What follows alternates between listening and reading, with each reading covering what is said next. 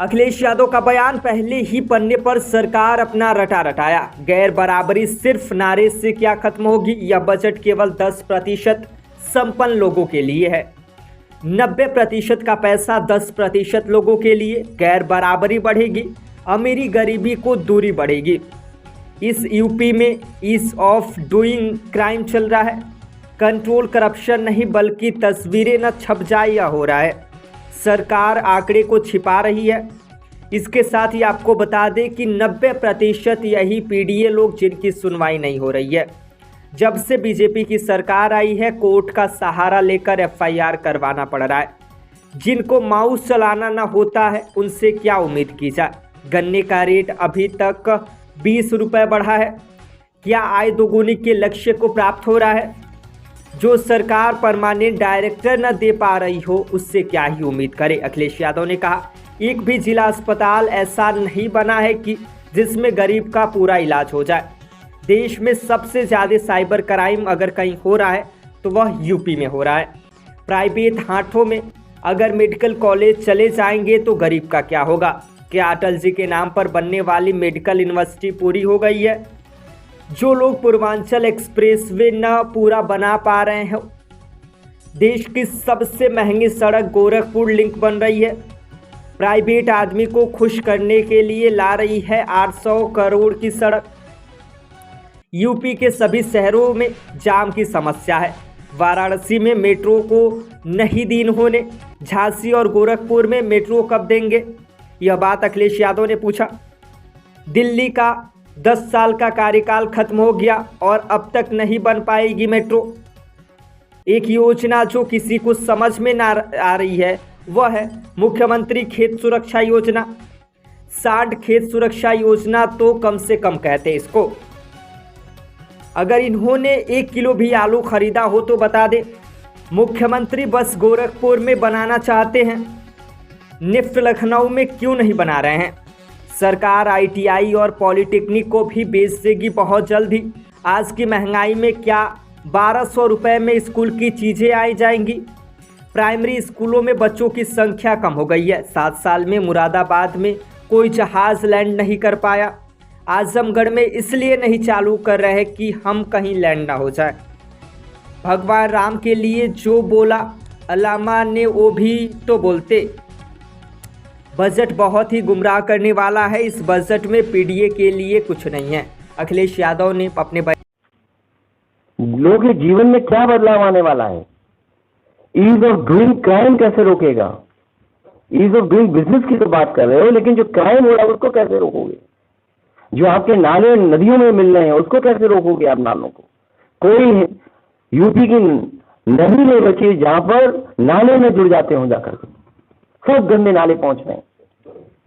एक पेड़ों को लेकर के लंबी सूची है। बताइए कहां पेड़ जिंदा है? सब पेड़ कट गए, मार दिए इन्होंने। रोजगार है नहीं, नौकरी है नहीं। रोजगार है क्या? नौकरी है? बच्चे लाइन में लगे इजराइल में जाने के लिए। सोचिए, वॉर जोन में काम करेंगे, घर मकान मंगाएंगे, मजदूरी करेंगे, उन्हें रुपया दिखाई दे रहा है कि 40,000 रुपये मिल जाएगा या 30,000 मिल जाएगा। सोचिए जीवन कितने खतरे में है। कोई घर परिवार को छोड़ करके नौकरी। आप तो कह रहे हम इतना निवेश ला रहे हैं, फिर रोजगार यहाँ क्यों नहीं मिल रहा है? यहाँ शायद 30,000 भी उसके लिए बहुत होंगे 40,000 से ज्यादा, 40,000 की तुलना में। तो जिन्हें रोजगार नहीं देना है वो रंग बताएंगे। अब मैं कहूँ आपसे कि लाल रंग देख करके कौन भागता है? कौन टक्कर मारने आ जाएगा आपके?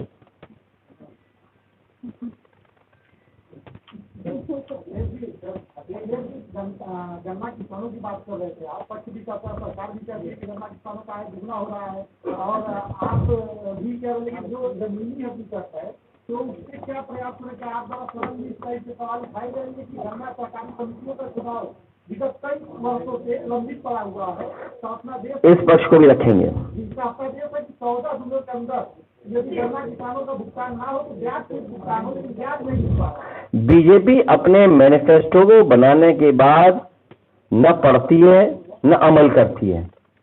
भारतीय जनता पार्टी के दोनों मैनिफेस्टो उठा करके देख लीजिए, ये बात लिखी हुई है उन्होंने।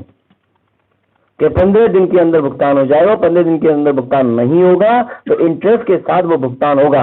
लेकिन ये सरकार जो बजट लाई है वो 10% लोगों को खुश करने के लिए और 90% जो पीडीए के लोग हैं उनको बस लालच दे करके।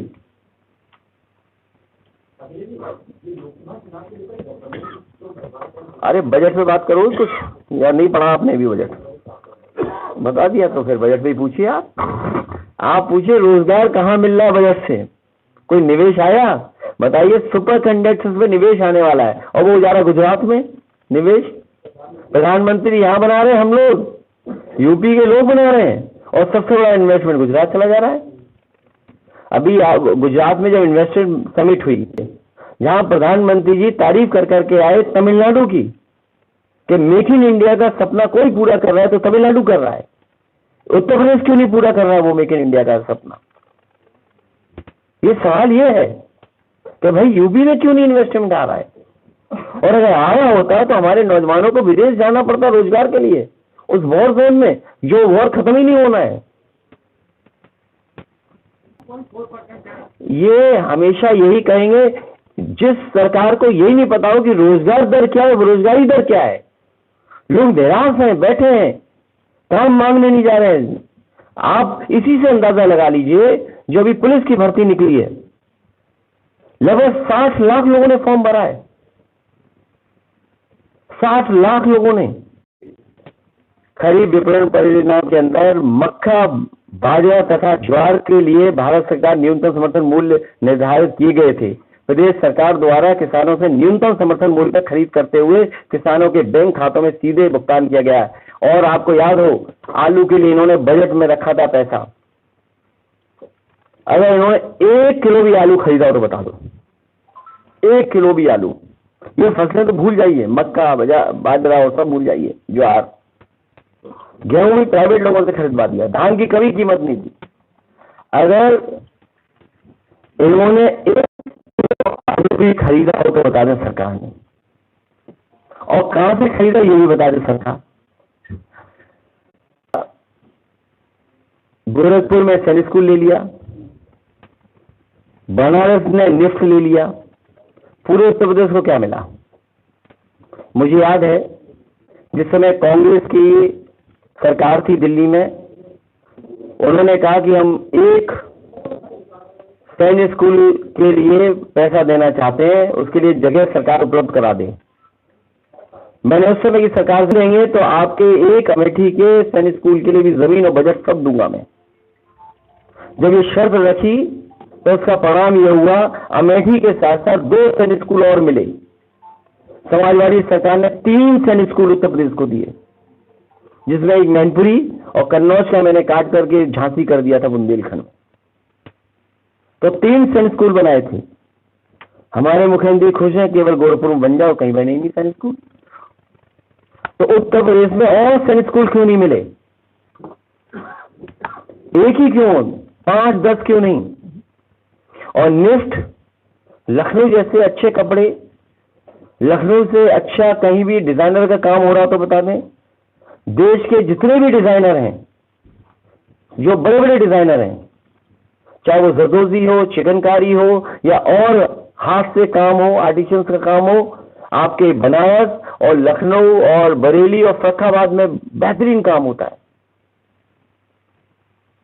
तो निफ्ट फर्रुखाबाद में क्यों नहीं? और अगर आप अपने यहाँ निफ्ट एक इंस्टीट्यूशन बना रहे हैं तो हमें कोई शिकायत नहीं है। कम से कम लखनऊ के अलावा और जो जिले हैं उनमें निफ्ट क्यों नहीं भेज रहे हैं? आपने तो 5 जाने कितना बजट है पैसे का। और फिर 2 जमीनें समाजवादी सरकार में दी गई थी एम्स के लिए, वही एम्स बने, कोई नया एम्स नहीं बना है। नया एम्स क्यों नहीं आया उत्तर प्रदेश में? नया IIM क्यों नहीं आया? नया IIT क्यों नहीं दे रहे हैं सरकार के लोग? IIT दिया था, उसको भी इन्होंने बर्बाद कर दिया। है सरकार बेच करके ITI और पॉलिटेक्निक को भी बेचना चाहती। ITI और पॉलिटेक्निक को भी बेच देगी बहुत जल्दी। सरकार कह रही डेटा सेंटर स्थापित किए जाने का लक्ष्य रखा गया, और दिल्ली की सरकार पैसा बजट में, उस बजट में कितना पैसा था उनके लिए? और उत्तर प्रदेश की सरकार भी सहयोग कर रही है।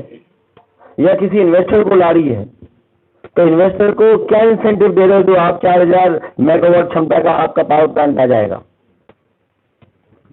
ये जो सपना दिखाया अयोध्या वाराणसी शहर को मॉडल सोलर सिटी बनाया जाएगा, ये वही है शहर जो स्मार्ट सिटी का भी हिस्सा है। स्मार्ट सिटी तो बना नहीं, ट्रैफिक जाम तो हटा नहीं, गंगा साफ नहीं हुई, कॉरिडोर बने नहीं, जैसी नदी थी हमारी वरुणा वैसी की वैसी छोड़ दी गई।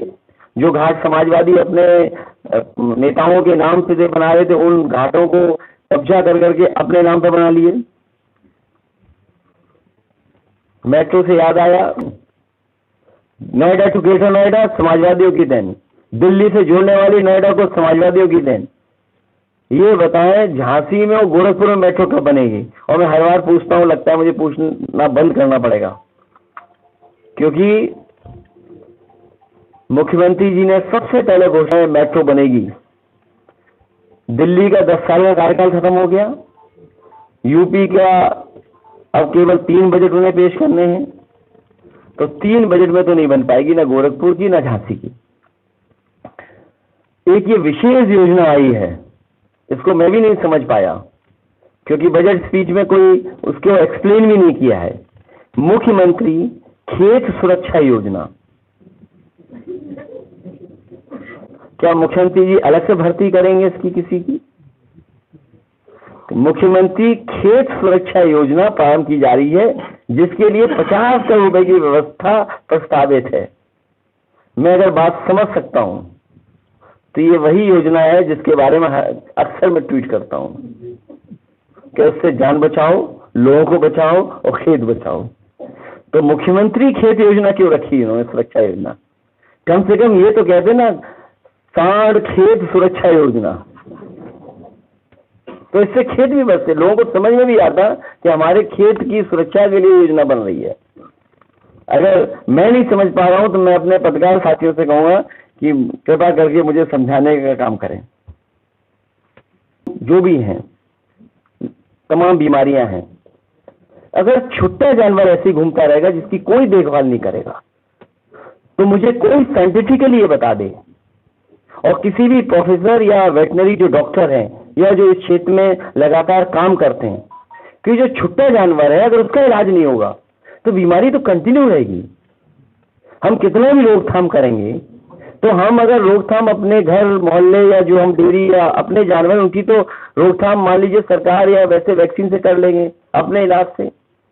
क्या इस स्कीम में जो छुट्टा जानवर घूम रहा है सड़कों पर, क्या उन जानवरों की भी इलाज का इंतजाम होगा इस स्कीम